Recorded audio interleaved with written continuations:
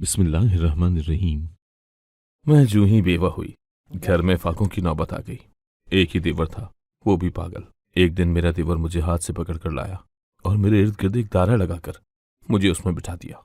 मैं जो ही उस दायरे में बैठती तो मुझे नींद आने लगती।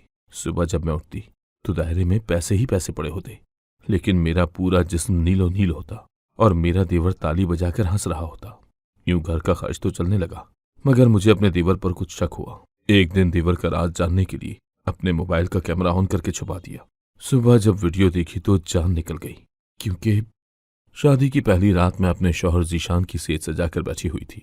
कच्ची उम्र थी, मगर इस उम्र में मेरी वालदा ने मुझे वफा और ईसार का बड़ा पक्का सबक पढ़ाकर भेजा था। अम्मी कहती थी, सानिया तू ब्याह कर जाएगी तो ससुराली खानदान को जोड़ कर रखना, उनमें तोड़ फोड़ मत डालना, शौहर का कहना मानना, तू सास के हर हुक्म के आगे सर झुका देना। मगर शादी की पहली रात मुझे मेरे शौहर ने बड़े कड़े इम्तिहान में डाल दिया था। इसका तोड़ तो अम्मी ने भी मुझे सिखाकर नहीं भेजा था। मेरे कमरे का दरवाजा खुला तो मैं जल्दी से ठीक होकर बैठ गई थी। आंखें झुकी हुई थी और चेहरे पर घूंघट था। गाल शर्म से लाल टमाटर की तरह हो गए थे। मेरी सखियों ने मुझसे कहा था कि जीशान तो तुझे देखते ही फिदा हो जाएगा, एक आध गजल तेरी शान में पढ़ ही डालेगा। खैर, अगर वो जरा सा बदमिजाज हुआ जिससे उर्दू अदब से कोई सरोकार न हुआ, तो भी कम से कम एक आध शेर तो वो तेरे हुस्न के कसीदे के तौर पर लाजमी सुनाएगा। इसी अवस्था में जीशान ने मेरा घूंघट उठा दिया। मेरी नजर झुकी हुई थी, मगर मेरे शौहर की आंखें मेरे चेहरे का तवाफ कर रही थी। तब वो बोले, सानिया मेरे भाई से दूर रहना। मैं जीशान की बात सुनकर एक लम्हे के लिए सुन सी हो गई थी। फिर अपने शौहर के चेहरे पर नजर पड़ी थी। वो बड़ा संजीदा किस्म का इंसान लगता था। मैं बोली, जी। जीशान ने अपनी बात फिर से दोहराई थी। कहने लगे, मेरे भाई अरसलान से दूर रहना। मैं बोली, क्यों? ये क्यों मेरे मुंह से यूं ही निकल गया था। मैं सवाल जवाब करने की आदी नहीं थी। मैं तो चुपचाप हुक्म मान लिया करती थी। वो कहने लगे, क्योंकि मेरा भाई अच्छा इंसान नहीं है, उससे जिस कदर हो सके बच कर रहना। इतना कहकर जीशान उठकर कमरे से बाहर निकल गए थे, क्योंकि उनकी मोबाइल की घंटी बजने लगी थी। वो कमरे से बाहर निकले ही थे कि खौफ ने मुझे अपने हिसार में जकड़ लिया था। मैं सोच में पड़ गई कि या अल्लाह, ये किस जगह शादी हो गई मेरी। मेरे तो शौहर का छोटा भाई भी अच्छा नहीं है। मैं आखिर खुद को किस तरह और कितना छुपाऊंगी। दिन में एक आध बार तो सामना हो ही जाएगा, ऐसे में मैं क्या करूंगी। खैर, मैं ऐसी सोच में परेशान थी कि जीशान कमरे में आ गए तो मैंने सुख का सांस लिया था। मैं बोली, शुक्र है जीशान आप आ गए, मुझे बहुत डर लग रहा था। उन्होंने अचंभे से मेरी जानिब देखा था। कहने लगे, उम्र क्या है तुम्हारी? मैं बोली, 16 बरस। वो कहने लगे, वालिदैन को इतनी क्या जल्दी पड़ी थी तुम्हारी शादी करने की, जब पता भी है कि बेटी बात पे बात डर जाया करती है। मुझे उनका यूं कहना बुरा लगा था। तभी चिढ़कर बोली, नहीं जीशान साहब, मैं इतनी भी डरपोक नहीं हूं। वो दरअसल आपने कहा था कि आपका भाई अच्छा इंसान नहीं है, तभी डर गई मैं।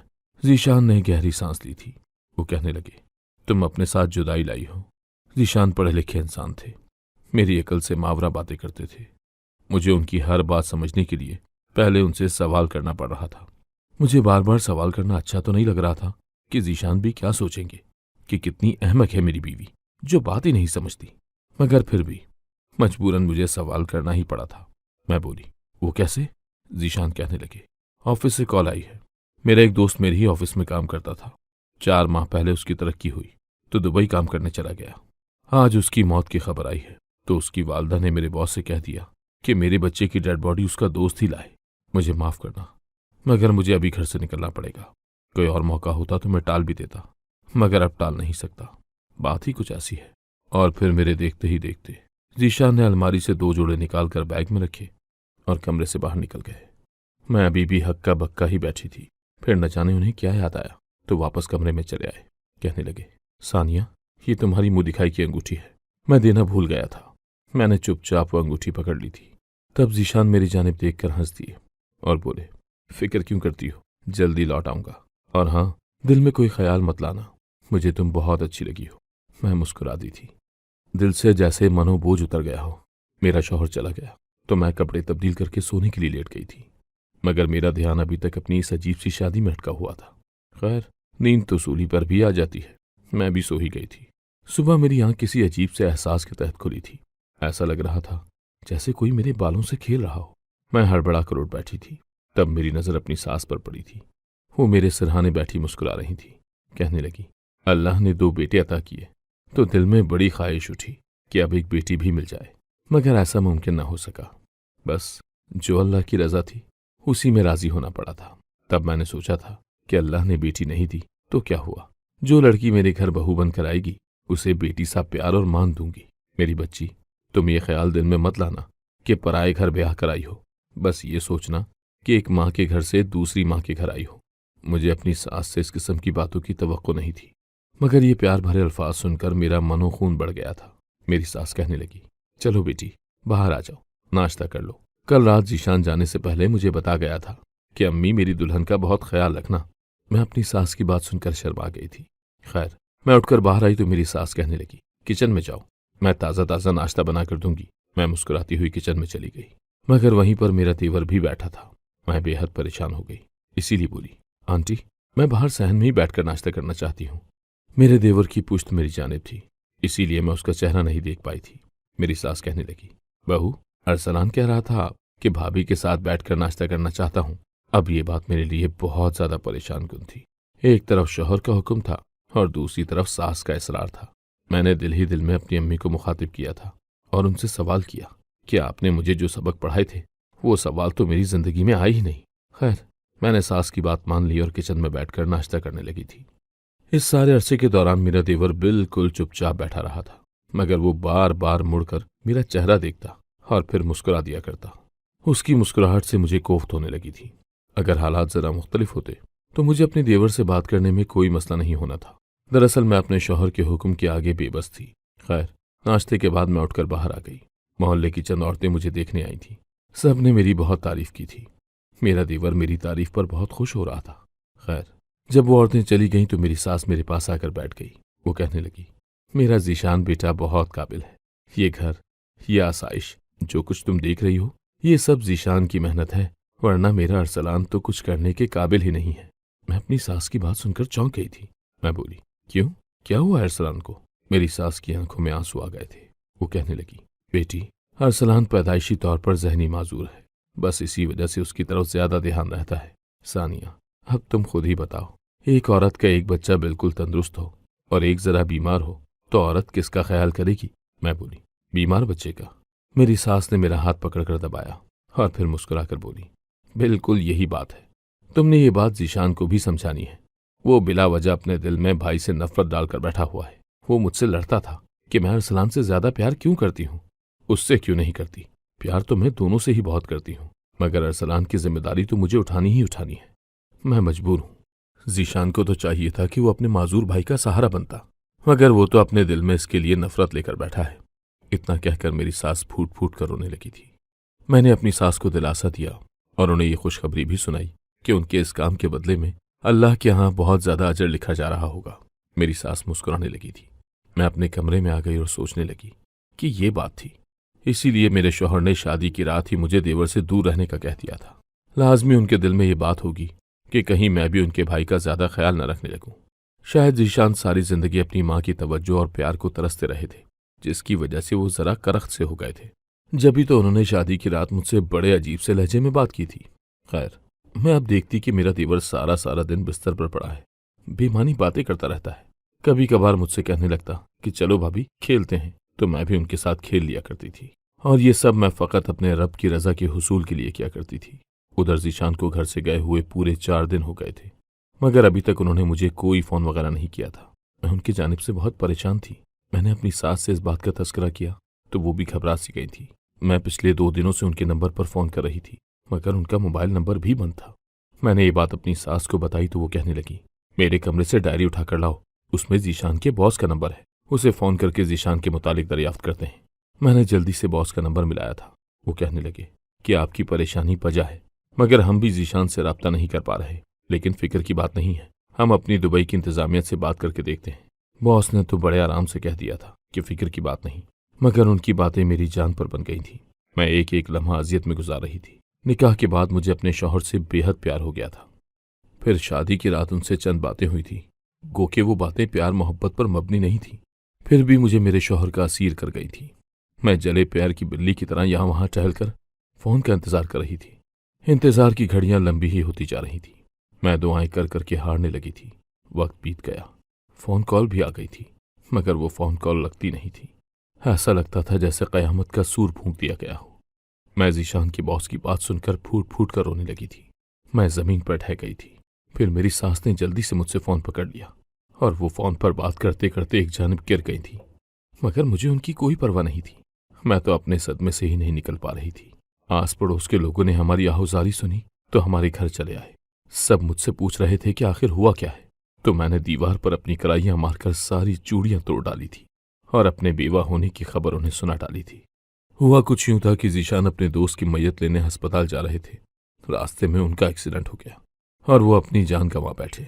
ऐसे में मोहल्ले की औरतों की तवज्जो मेरी सास पर पड़ी थी। मेरी सास बेहोश पड़ी थी।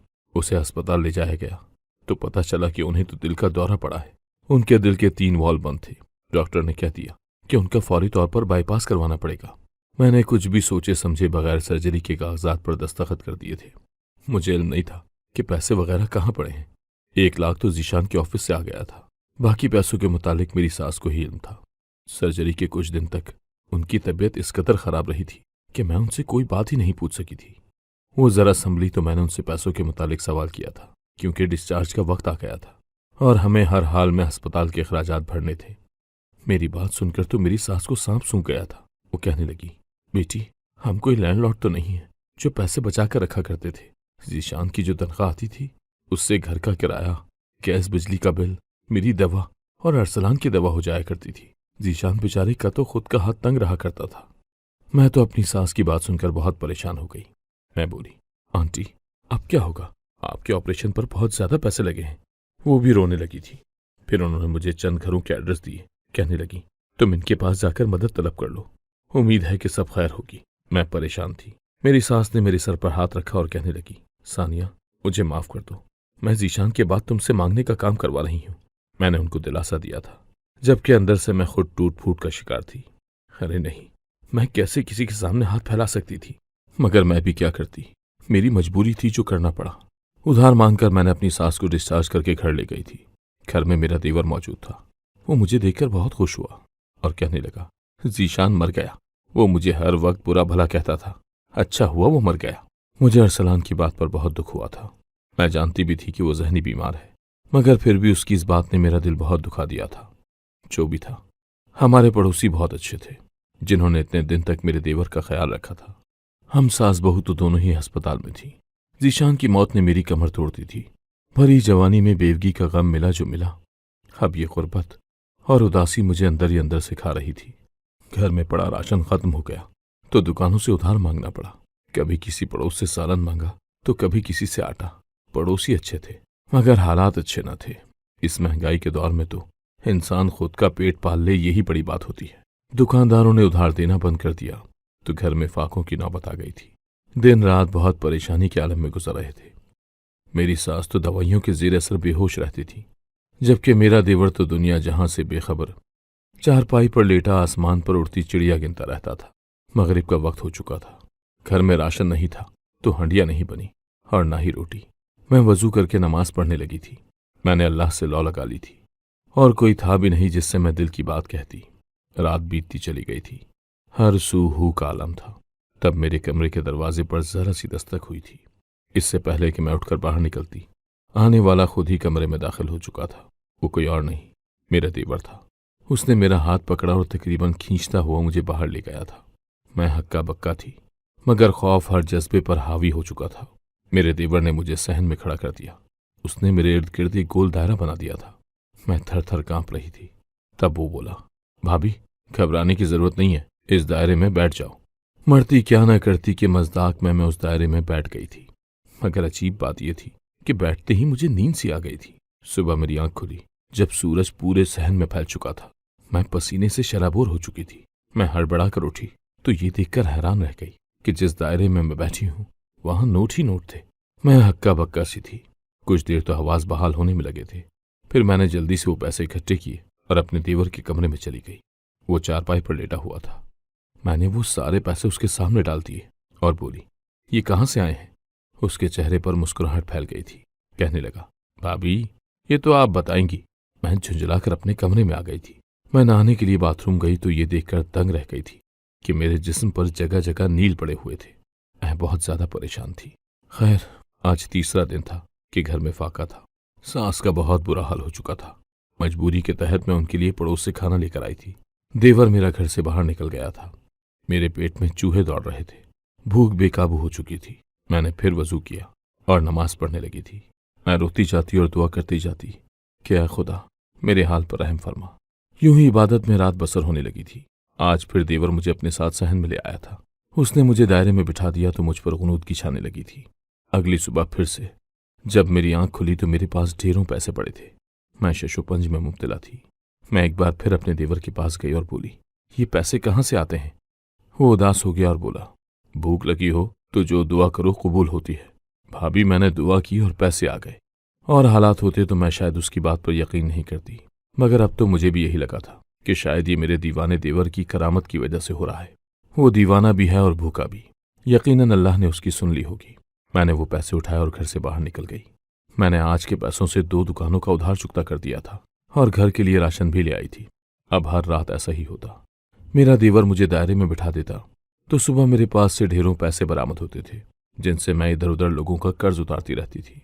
घर में खुशहाली आने लगी थी, मगर न जाने क्यों मैं मुतमईन नहीं थी। दिल उदास सा रहता था, क्योंकि मैं शुरू से ही हर बात की जड़ तक जाने की आदी थी।